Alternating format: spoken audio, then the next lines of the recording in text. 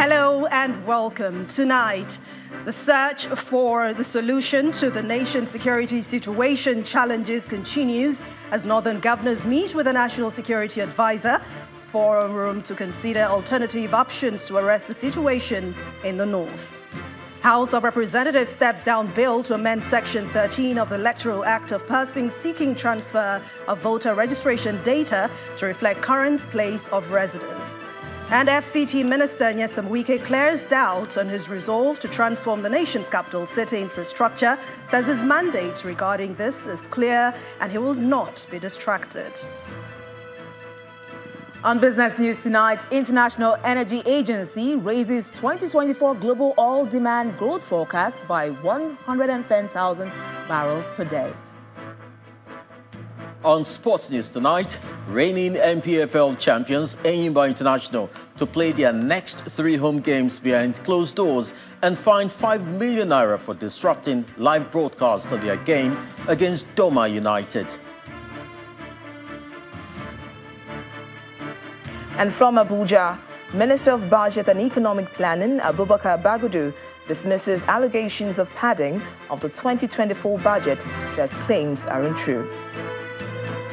And in international news from London, anti-Kremlin armed groups are urging civilians to evacuate from Russian border regions ahead of what they call massive strikes, a day ahead of the country's general election. Security remains on the front burner as a search for the hydra-headed challenge continues, with the chairman of the Northern Governors Forum and the governor of Gombe State, Mr. Mohammed Yahya, announcing plans by the forum to consider alternative options towards arresting the situation in the north. Governor Yahya said this after the meeting with the National Security Advisor and service chiefs in Abuja. Meanwhile, the military says it is committed to rescuing all kidnapped victims and hurt, but blames school owners for failing to report cases of abduction to security agencies on time. Against the backdrop of the rise in cases of kidnapping and abduction in the country, the National Security Advisor convened a meeting with the Northern Governors Forum and service chiefs, including the Inspector General of Police and the Commandant of the Nigeria Security and Civil Defense Corps. The meeting, which held behind closed doors, lasted for over 4 hours. And after the meeting, the chairman of the forum speaks on the outcome. Security is very topical, especially with the recent issues of kidnapping in the northwest. And we are becoming so concerned that we need to discuss, review, and possibly take alternative options to what we have been doing before so that we can have a better result. Issues of non-kinetic approach to the fight against insurgency is also on the agenda. We are amiable to it. In fact, that's the best way to go, because the issue is until we join the two. And already the service chiefs and all other security agencies have been doing their best trying to cover up. So what we need to do is to change style, especially adding with a non-kinetic approach, so that at the end of it, when we join the two, we'll have a better security situation in the country. At a separate news conference, the military vows to rescue all abducted and kidnapped victims.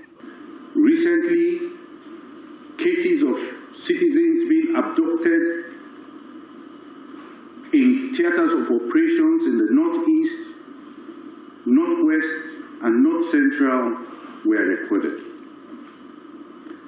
These citizens were abducted by a brutal and bloodthirsty group that should be addressed as terrorists and not bandits.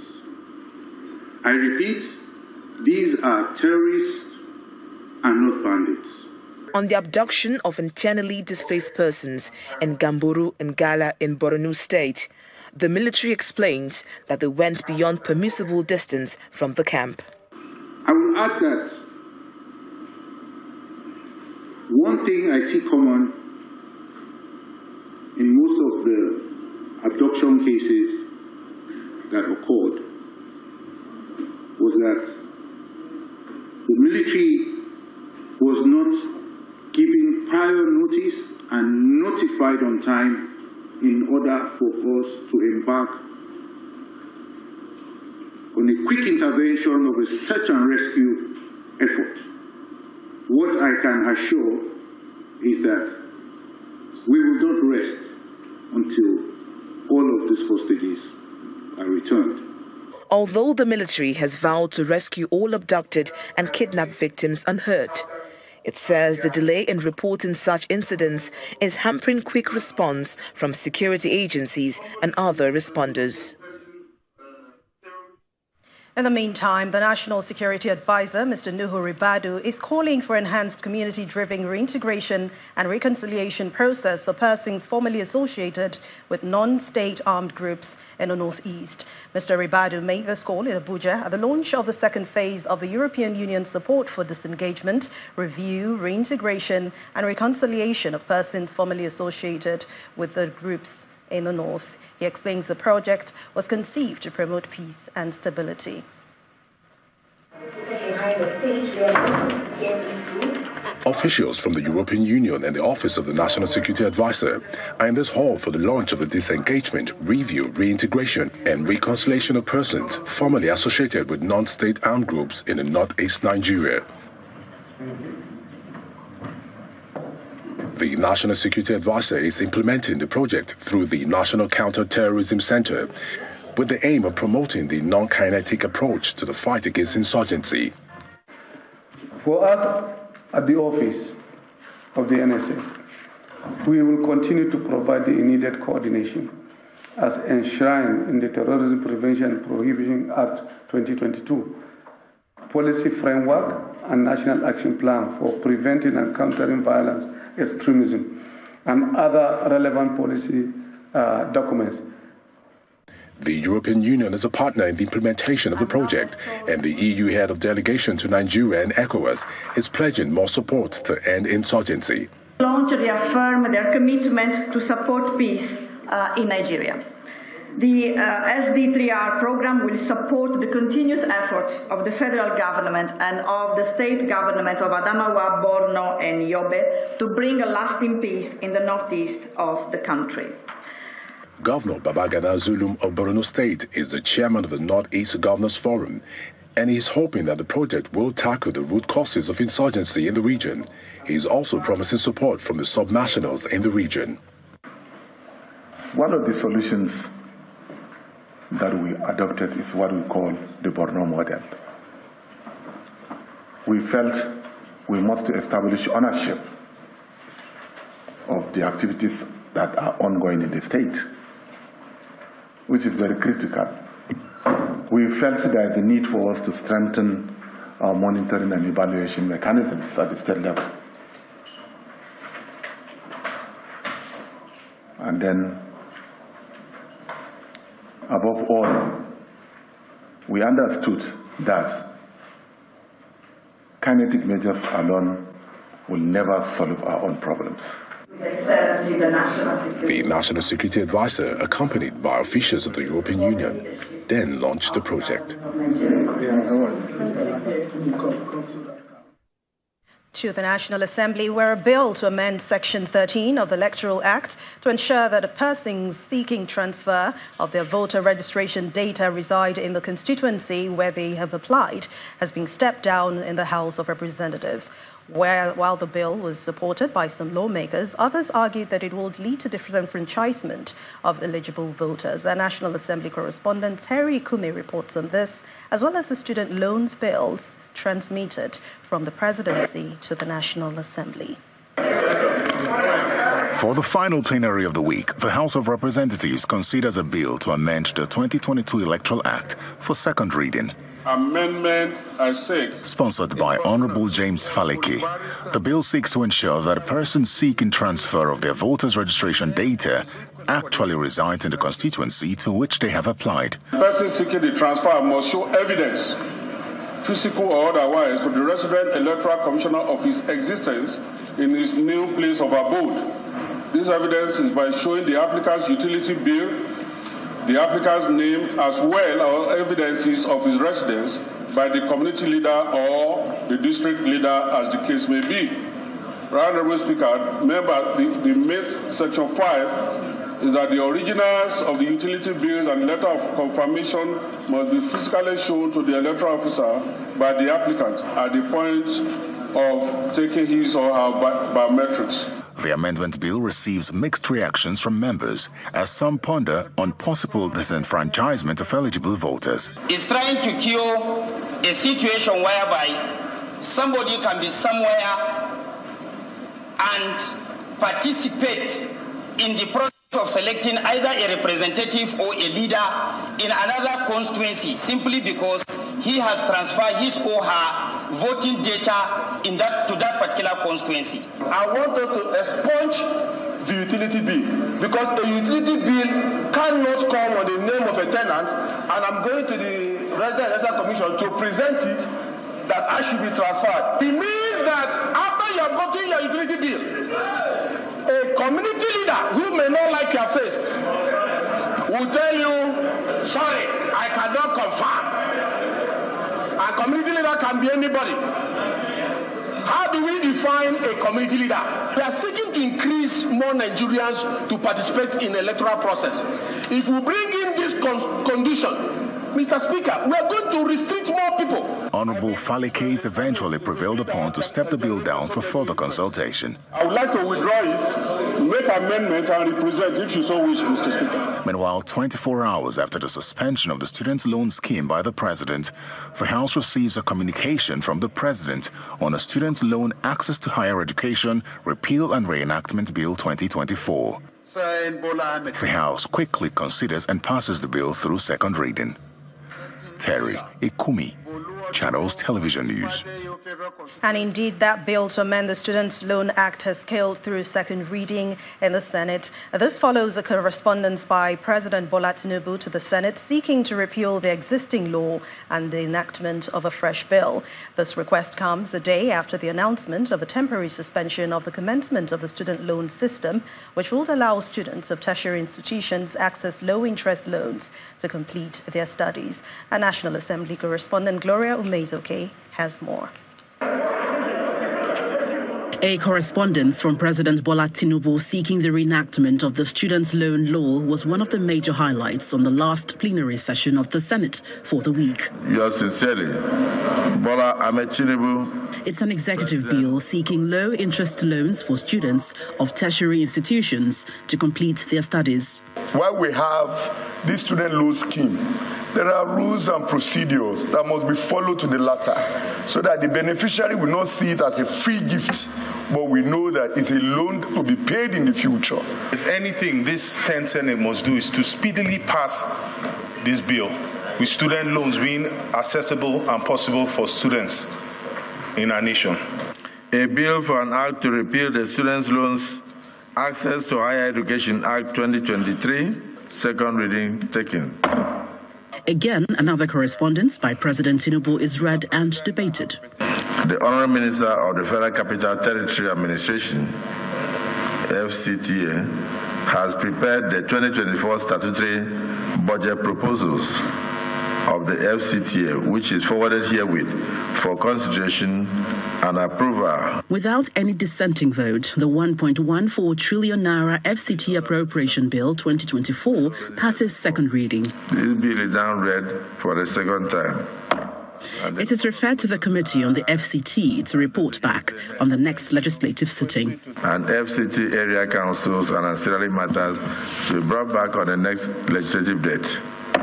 Meanwhile, 48 hours after the suspension of Senator Abdul Ningi and his subsequent resignation as the chairman of the Northern Senators Forum, the president of the Senate announces a replacement.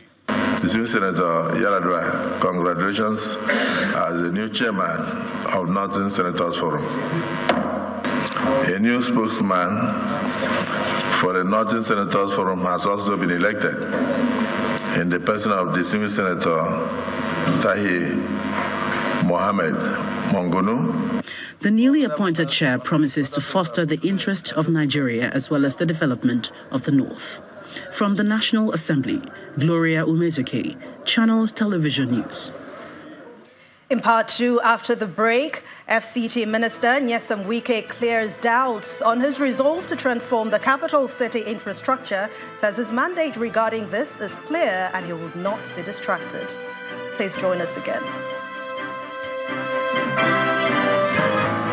Welcome back. If you've just joined us, you're watching the news at 10 coming to you live on Channels Television from Lagos. A reminder of our top stories. The search for solution to the nation's security situation challenges continues as northern governors meet with the National Security Advisor Forum to consider alternative options to arrest the situation in the north. House of Representatives steps down bill to amend Section 13 of the Electoral Act for persons seeking transfer of voter registration data to reflect current place of residence. FCT Minister Nyesom Wike clears doubt on his resolve to transform the nation's capital city infrastructure, says his mandate regarding this is clear and he will not be distracted. And anti-Kremlin armed groups urge civilians to evacuate from Russian border regions ahead of massive strikes.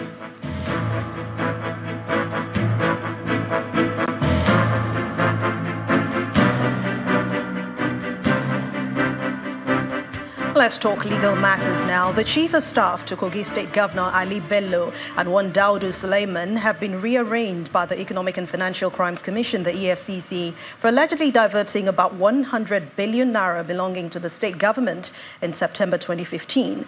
The charge sheet also names the immediate past governor of Kogi State, Yahya Bello, as co-defendant. And the amended charge filed before Justice James Omotosho of the EFCC, EFCC claims that suspects diverted about 100 billion naira state's money in September 2015. That's months before ex-governor Bello assumed office.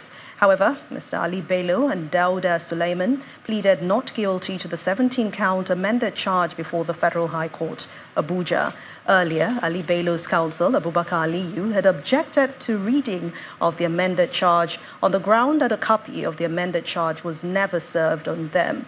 But the EFCC counsel, Rotimi, asked the court to reject the arguments of the defendant. Justice James Omotosho held that he had granted accelerated hearing in the matter and had also ordered that all forms of objections must be kept in abeyance till address stage and the charge read to them. Staying with the judiciary, the Bayelsa State Governorship Election Petition Tribunal has fixed April the 22nd this year for parties to adopt their final briefs of argument in the petition of the All Progressives Congress, the APC, and its candidates, Mr. Timipre Silva, challenging the outcome of the poll. The three-member panel, by Justice Adekunle Adeleye, okayed the matter for adoption of addresses after Governor Doye Diri, his deputy, and the People's Democratic Party, the PDP, who are respondents in the matter, closed their defense. Our judiciary correspondent, Emanuela Akele, reports.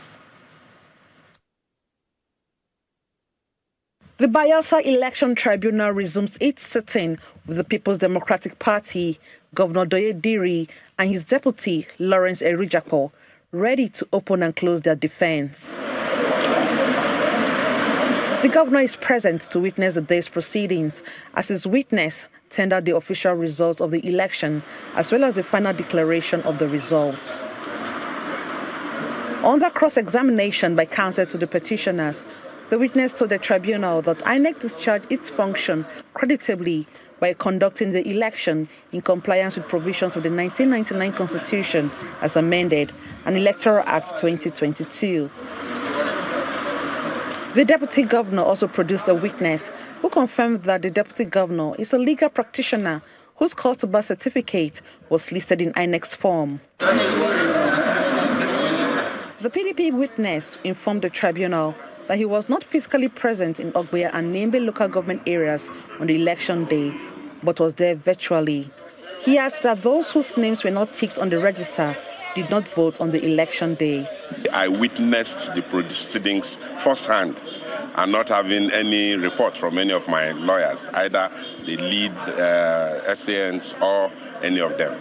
But I've seen it myself. I should have used in staying back in Yenagoa, setting up my cabinet and all that to start my second tenure. But you can see I'm in Abuja. I wish that the tribunal was in Yenagoa, sitting in Yenagoa. So I've been very easy and easier for me to combine both. But as it is, I'm in Abuja here. But we thank God for all of it. Despite objections by the petitioners, a certified copy of the voters' register containing the name of the witness was admitted in evidence by the tribunal. Tendered all evidence. We have called witnesses, told our stories, that elections were actually held validly, votes were counted in those places where INEC said no elections were held. Meanwhile, the tribunal has fixed April 22 for adoption of written addresses. Emanuela Ekele, Channels Television News. We have more for you on the news at 10. Let's head over to Abuja studios now, where Victoria Longjohn is standing by to give us more. Hello, Victoria.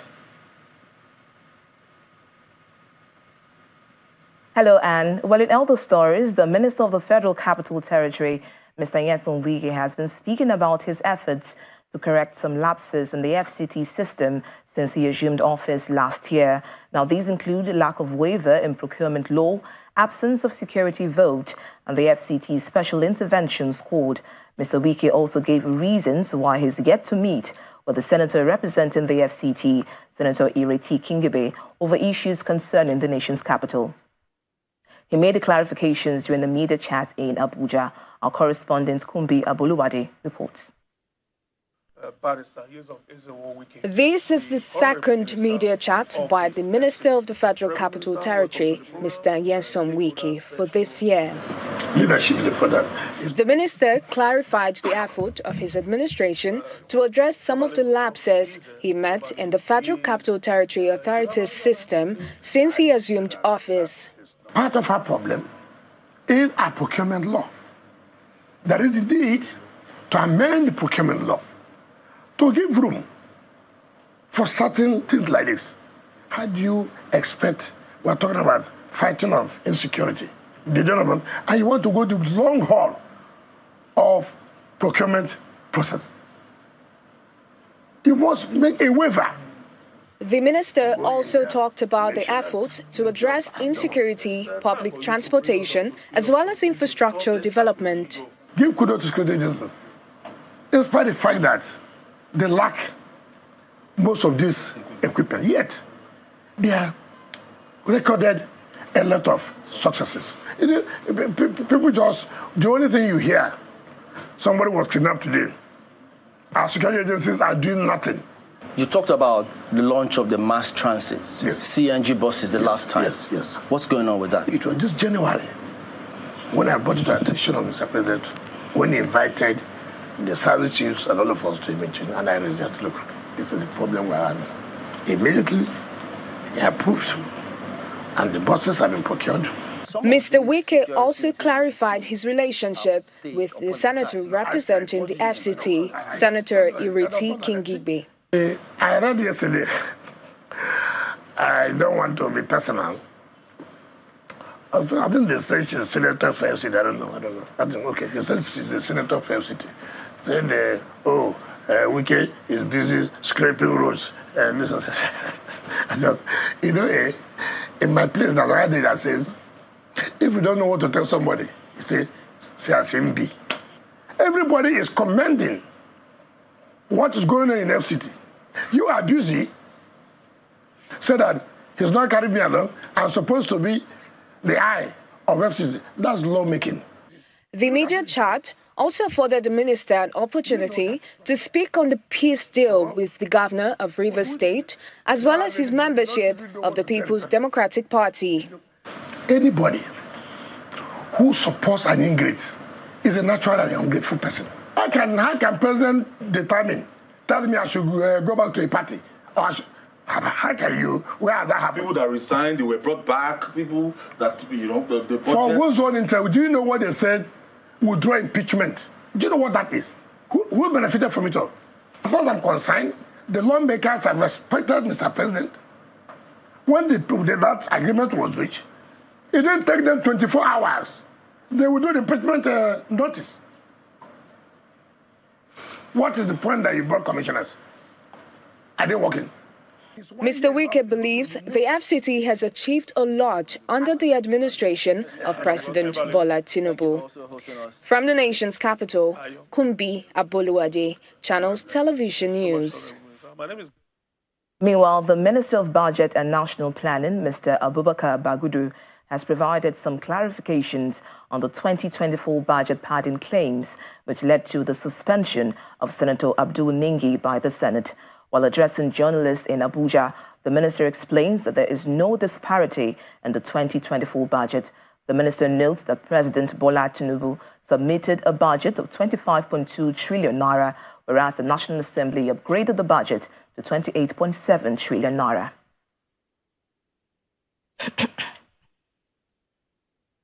Mr. President presented a budget of 27.503 trillion, and the National Assembly, in its wisdom, increased the budget to 28.77, an increase of about 1.2 trillion. When we presented the budget, we presented an exchange rate of 750 naira to $1. But the National Assembly, in its wisdom, adjusted the exchange rate to 800 naira to $1. Therefore, that created more revenue. And equally, the National Assembly requested or appropriated that the government-owned enterprises that contribute revenue should also contribute more. And that was the source of the additional funding for the budget. When people talk about padding, I think that the word has been narrowed to a negative form, whereas in reality, there can be no appropriation without either addition or subtraction of a sum, or agreeing to what was presented, or addition of a new project. And that is the choice, that is the consequence of democracy. To help matters now, the President has approved the establishment of the Regional Coordinating Center of the Africa Centers for Disease Control in Nigeria, according to a statement by the Special Advisor to the President on Media and Publicity, Ajirin Gelale. The President's approval is part of his larger efforts to convey Nigeria's commitment to regional and global health security.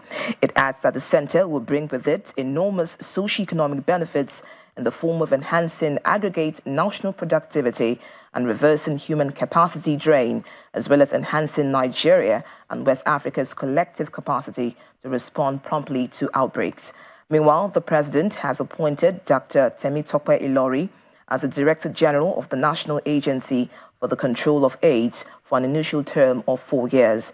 In another statement, the President's media aide explains that Dr. Ilori, who is a senior lecturer in the Department of Community Medicine at the University of Ibadan and a consultant family physician at the University College Hospital Ibadan, is expected to bring her wealth of experience and expertise to achieve the mandate of NACA. The President has also approved the relocation of the agency from the Office of the Secretary to the Government of the Federation, where it was domiciled, to the Ministry of Health and Social Welfare. President Tinubu has also approved the appointment of Dr. Dennis Otuaro as the administrator of the Presidential Amnesty Program. He had previously served as a top-level executive of the Niger Delta Development Commission, NDDC. Meanwhile, the President has directed the Federal Ministry of Communications, Innovation and Digital Economy, the Federal Inland Revenue Service, and the Federal Ministry of Environment to align regulations and tax frameworks to facilitate investment expansion in telecommunications and broadband infrastructure nationwide.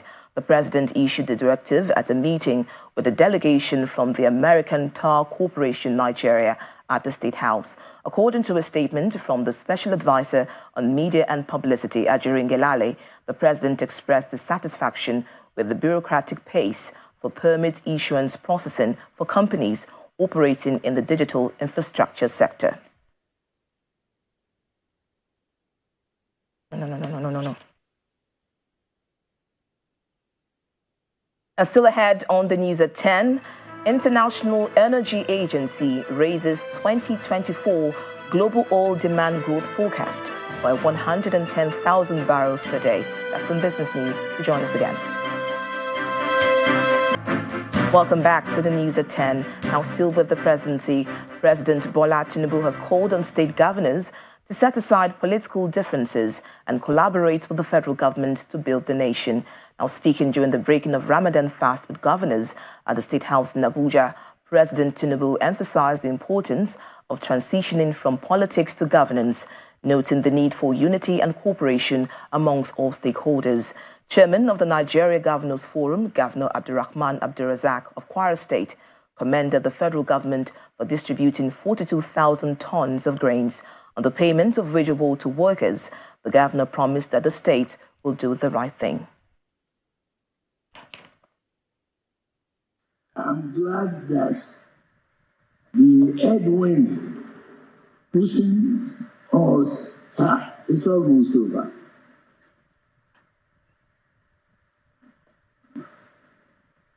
The tunnel is not as dark as when we started. It's getting clearer. And it's going to be brighter and brighter. In the name of Allah. So, the capacity to work with each other, to communicate and share joy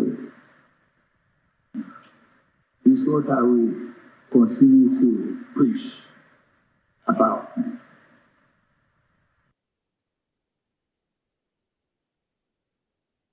And that's it from Abuja. It's now back to you, Anne, for the rest of the news at 10. Thank you, Victoria.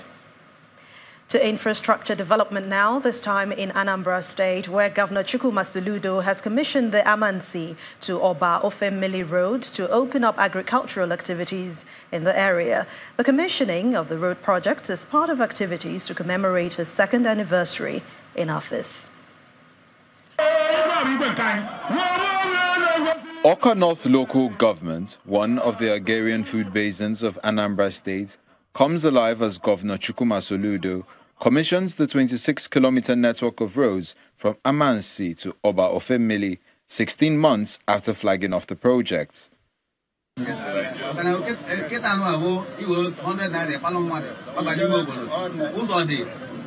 At the commissioning ceremony at Amansi, the first port of call, encomiums are poured on the governor for keeping his promise.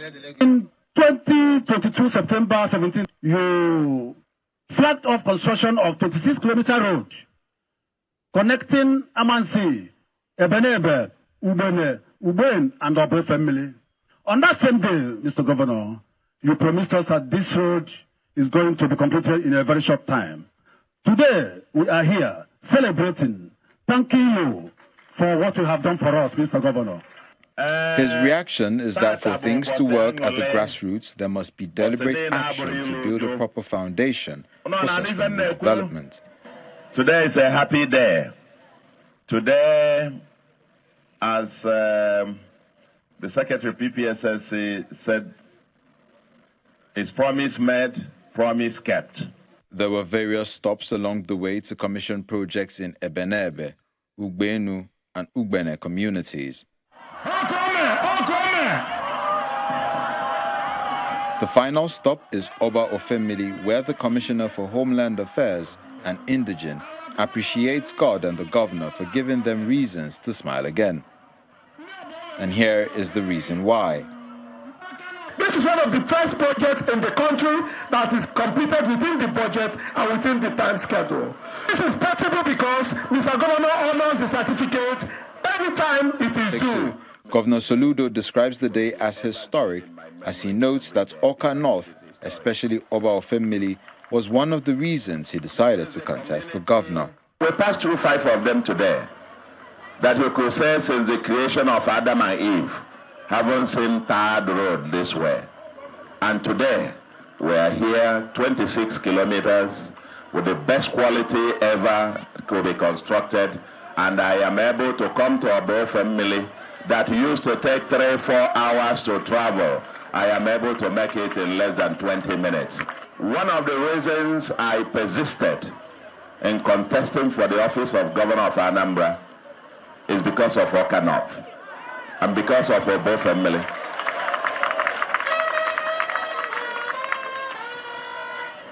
The people of Awka North can now utilize their fertile land in massive agricultural activities, even as the governor gives them assurances that all hostilities and land disputes with their neighbors in Enugu State will be resolved. I couldn't believe that there was still anywhere like this in Anambra State. From Anambra to Abia State, where Governor Alex Oti has visited the scene of the fire incident that razed some luxurious buses and shops, including wares at Chisco Park on Milverton Road in Aba.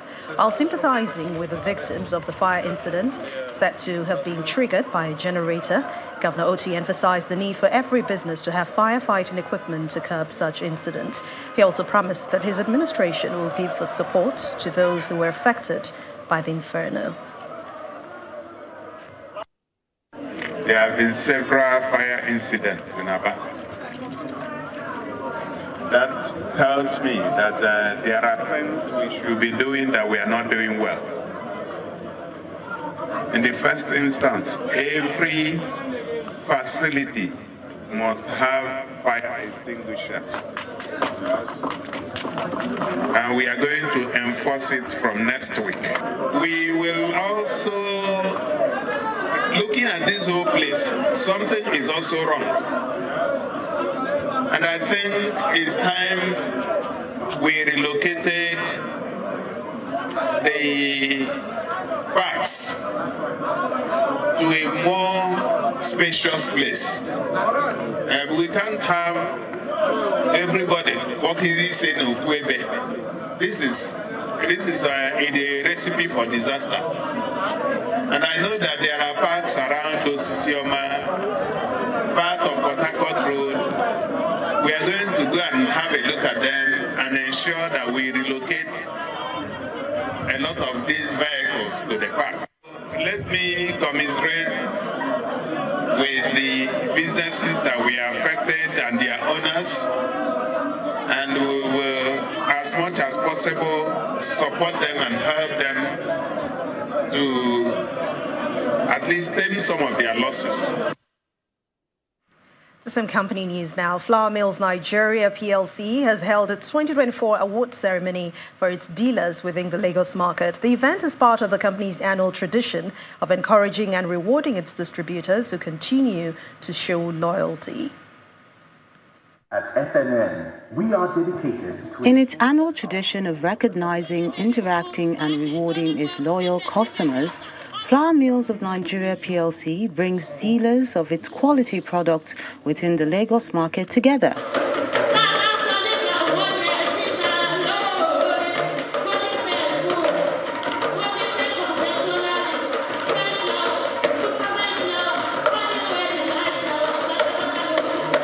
This meet is the Lagos version, as similar gatherings have been held across the country, as Nigeria's foremost flour producer restates its commitment to making quality products available. I want to thank you. I also want to look to the future because, notwithstanding the challenges, and HOS will talk to those shortly, the future is bright. Nigeria is super resilient, we know, just like all of us, and we will bounce back.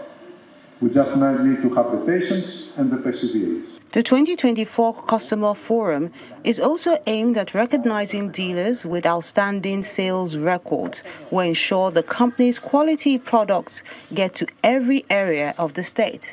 It is a special day because we couldn't get the products, the length and breadth of the country, and we couldn't be true to our purpose without the tireless and expert dedication of our customers. What we are doing today is a celebration of our customers, as you have seen, and we intend to make sure that this continues every year. Those who were presented with gifts expressed delight for being appreciated. For them to present a new truck today, in fact, I really appreciate them. And I promise the sky is their limit, and I promise to do more personally and to put more effort. Forever, I will remain loyal to Flour Mill. So I thank you very much for the gift for the truck. It's highly appreciated. God bless them. And we pray God will continue to promote the company, take it to higher ground.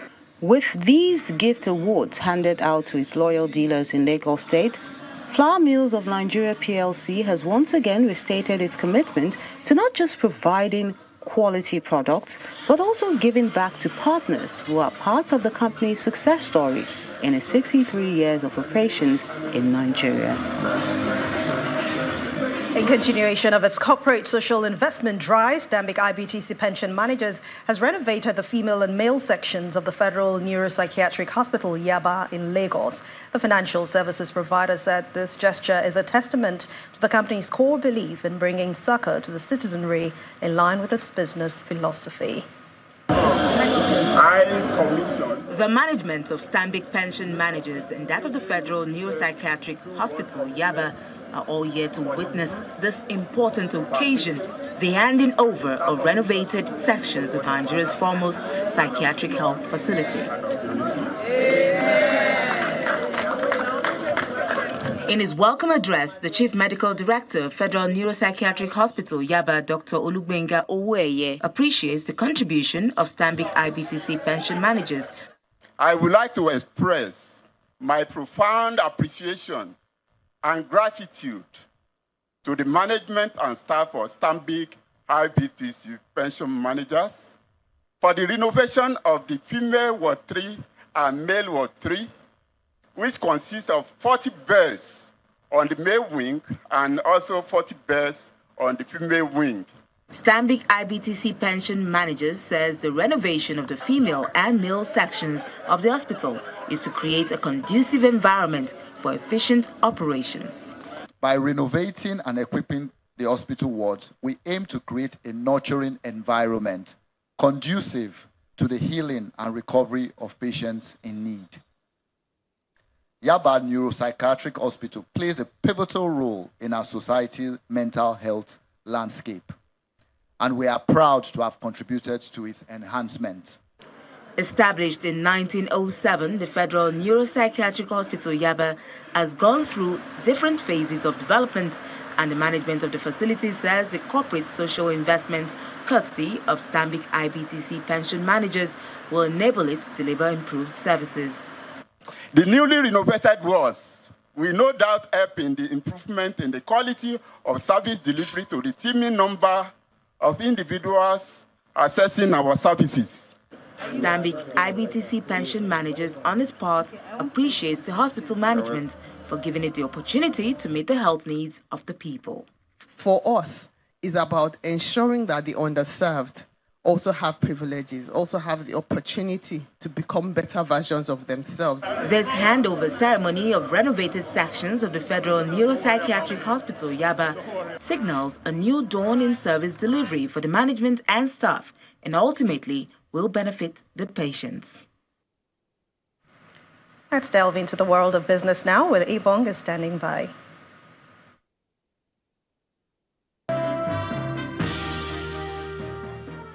Thank you, Anne, and welcome to Business News. We begin with the International Energy Agency, IEA, raising its outlook for global oil demand for this year. In its monthly oil markets, the Paris-based agency says it expects the level to grow by 110,000 barrels per day to 1.3 million barrels per day by the end of 2024. However, the IEA notes that the weaker economic outlook, efficiency improvements, and electric vehicle sales might slow down the growth. Meanwhile, the agency says the oil markets might be in a slight deficit rather than a surplus this year if output cuts by OPEC and its allies are maintained throughout the year. Now, economic think tank and advisory firm Financial Derivatives Company says it expects Nigeria's February inflation to climb higher to 31.04% from the current 29.9%. According to FDC's latest forecast, which is based on its Lagos market survey and econometric model, food inflation is seen rising to 36.87%, while core inflation is seen higher at 24.62%. FDC attributes the astronomical increase in the price of basic food commodities like beans, rice, tomatoes, and pepper as the major factors driven by cost-push inflation, as well as the impact of the dollar exchange rate. Meanwhile, the National Bureau of Statistics is scheduled to release the February inflation report tomorrow, Friday, March the 15th. Now, several countries in Africa, as well as Nigeria, are currently grappling with a widespread internet outage, which has disrupted vital digital transactions and internet communications. Subscribers of major telecom companies and bank users have found themselves stranded for hours. Reports from Bloomberg indicate that the outage is due to damage to at least 3 crucial international subsea cables, including the West Africa Cable System Main 1 and AC cables. While the exact cause of these cable faults remain unclear, telecom companies have reassured customers that repair efforts are underway to restore connectivity as quickly as possible. Now, as the 4th trading day for the weekend, the domestic equities market is still hanging on to its winning streak. Laddie Williams has more details of today's performance.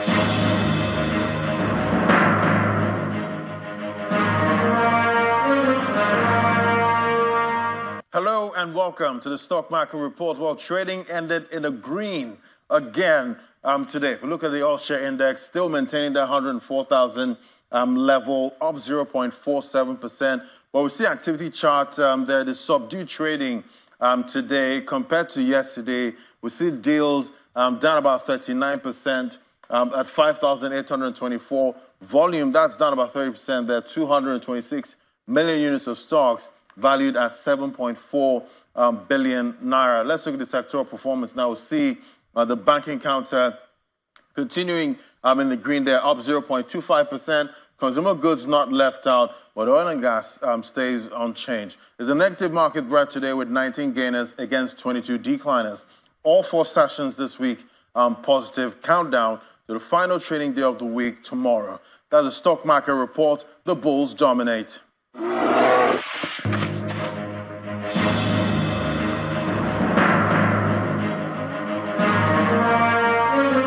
And that's a wrap on business news. It's back to you, Anne, for the rest of the news at 10.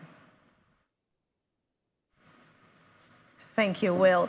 United States Senate Majority Leader Chukwuma has called for new elections in Israel, accusing Prime Minister Benjamin Netanyahu of losing his way and prioritizing his political survival. Here's Simon Pusey with our international news and around the world in 5. Good evening and welcome to the channel's studios here in London with your international news around the world in 5. Anti-Kremlin armed groups are urging civilians to evacuate from Russian border regions ahead of massive strikes a day ahead of the country's general election. A special liberation operation was launched by the United Forces of Russian Volunteer Units. The Freedom of Russia Legion, Russian Volunteer Corps, and the Siberian Battalion, Ukraine-based militias purportedly made up of Russian fighters, have called on local officials to immediately announce evacuations from Kursk and Belgorod. It comes after several attacks on oil refineries. Civilians should not suffer from the war, the groups said in a joint statement. It comes as voting starts in the country's general election, widely seen as stage-managed, with no serious contenders apart from President Vladimir Putin. U.S. Secretary of State Antony Blinken has said Israel needs to open as many land crossings into Gaza as possible, noting that shipments into northern Gaza began this week through a crossing known as the 96th Gate. President Joe Biden last week announced plans for the U.S. military to set up a dock on Gaza's Mediterranean coast that will enable distribution of up to 2 million meals a day into Gaza. Aid agencies say 5 months of war between Israel and Hamas has driven much of the population there to the brink of famine. When established, this corridor will enable the distribution of up to 2 million meals every single day, as well as medicine, water, and other critical humanitarian supplies. Germany, Greece, Italy, the Netherlands, Canada are also supporting this effort. The U.S. House of Representatives has passed a landmark bill that could see TikTok banned in America. It would give the social media giant's Chinese ByteDance 6 months to sell its controlling stake, or the app would be blocked in the US. While the bill passed overwhelmingly in a bipartisan vote, it still needs to clear the Senate and be signed by the president to become law. Lawmakers have long held concerns about China's influence over TikTok. The UK's Community Minister, Michael Gove, has unveiled a new definition of extremism as the promotion or advancement of violence, hatred or intolerance. He says the new definition will help the government choose its friends wisely, but he declined to say whether alleged comments from Conservative donor Frank Hester about Diane Abbott would meet the new definition. Groups covered by the definition will be denied access to taxpayer funding and prevented from meeting ministers and officials. The proposed definition will hold that extremism is the promotion or advancement of an ideology based on violence, hatred or intolerance that aims to negate or destroy the fundamental rights and freedoms of others, or undermine, overturn or replace the UK system of liberal parliamentary democracy and democratic rights, or intentionally create a permissive environment for others to achieve these results. The Dutch anti-Islam populist leader Geert Wilders has abandoned his bid to become Prime Minister despite his party's dramatic victory in the 2023 election. "I can only become Prime Minister if all parties in the coalition support it. That was not the case," he wrote on X, formerly known as Twitter. His Freedom Party won the most votes last year but needed support of other parties to form a coalition. Talks continue with 3 other parties on the shape of a new government. Some Sudanese residents cut off from mobile networks for weeks due to war between rival military factions are using Starlink satellite connections to access the internet as regular coverage starts to return to other parts of the country. The mobile blackout that began in early February has prevented people from buying essential goods, including scarce supplies of food, and from keeping in touch with displaced relatives. In the Karari district of Omdurman, Sudan's army has provided satellite access to residents. People crowded around a Starlink access point to connect on their mobile phones with relatives and loved ones.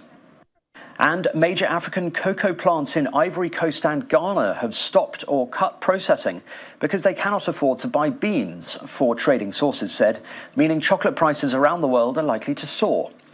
Chocolate makers have already increased prices to consumers after 3 years of poor cocoa harvests, with a 4th expected in the 2 countries that produce nearly 60% of the world's cocoa. Cocoa prices have more than doubled over the last year, scaling numerous all-time highs. And that's your international news around the world in 5. Now back to the Channel studios in Lagos.